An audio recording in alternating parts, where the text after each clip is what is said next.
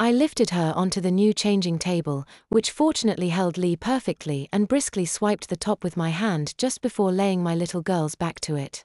With her body now completely facing me, I began to undo her zipper.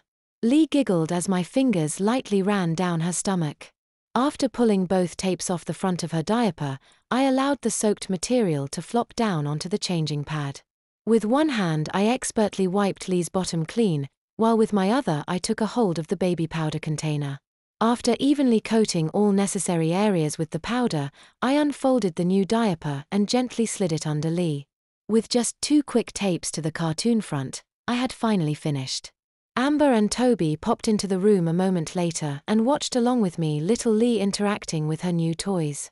It seemed the stuffed animals did not interest her anymore as she began to look for something among the other countless objects lying around.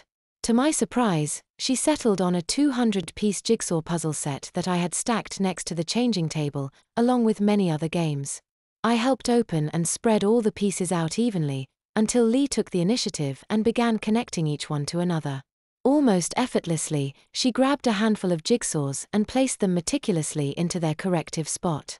Toby and Amber must have taken notice of what Lee was doing and gotten closer as I suddenly saw them next to me, watching in awe. "That is unbelievable," Amber noted. After only 10 or so minutes, all 4 of us stared back at the full portrait of an Amazonian jungle, completely identical to its smaller-sized comparison on the box cover. The room was silent for a short time, until Toby spoke up with a wow. Lee continued to stare at her completed puzzle with rigid concentration. "Great job, honey," I said as I picked her up from the floor, allowing her focus to switch to me. "How did she do that?" Toby asked, utter surprise still illuminating his voice. "She's a special one," Amber answered as she playfully poked Lee's stomach. The tickling lasted a couple of minutes before Lee began to suddenly sway back and forth. "Is she okay?" I asked cautiously. Her rocking motion continued even after I placed her back on the floor. Looks like she's at it again. Don't worry though, this is actually pretty common among people with neurological disorders," Amber explained. As I continued to look at Lee, I noticed how she was also becoming jitterier. Her eyes were jumping from one object to another, not able to stay on one point, and her hands were expressing erratic motions. Slowly, she crawled over to the pile of toys and pulled from the front line of stuffed animals a small, plush duck.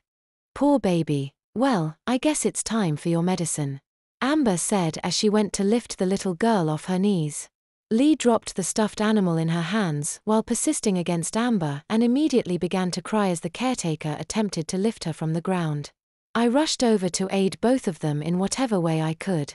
"Hey, it's okay," I softly told the teary-eyed child. The small duck that Lee had lost was an arm's length away, and I knew it was the best chance we had at calming her down. I quickly grabbed it and playfully showed it off in front of her. With the child now distracted, Amber was able to feed her the bottle that discreetly held the crushed medicine with ease.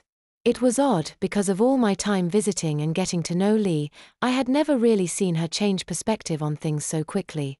Almost immediately after the pill had lost its effect, she lost all concentration on things around her.